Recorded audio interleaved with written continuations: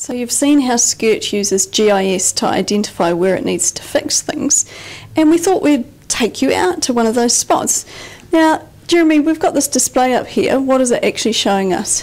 So, Shelley, this is linked up to the computer here. This is the monitor in our GIS system. So the green lines you see through here are the stormwater underground pipes. And so we're going to go out and have a look at some things around here.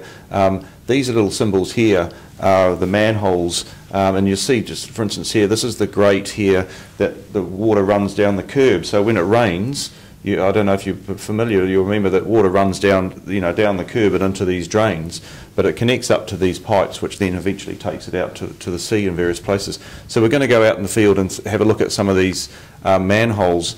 The manholes through the earthquake, of course, either raised up or went down, or the earth around them went up and down. So again, this requires for the water to come in here and then go downhill and flow. And of course, if those pipes are moving, then that flow won't happen. So we're going to go out, the survey crew teams are going through, and they're sticking a measuring device down these manholes to check the height of the top of the manhole and the bottom of the manhole to work out how it's going to flow and connect into the other pipes.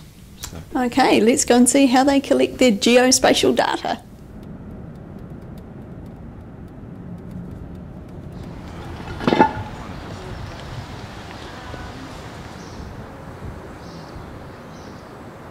So do you recognise where you are?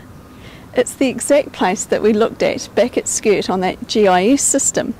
And we've got surveyors here, Jaden and Byron, and they're going to do some measuring. Jeremy, what are they going to measure? Predominantly, we showed on the screen these two manholes, so we know where they are in terms of in relationship to the road, but the issue that the survey crews are dealing with is the height of all of the manholes throughout the city. So every manhole has had the top and bottom of it surveyed from a height perspective to make sure that they understand how the pipes connect to one to the other.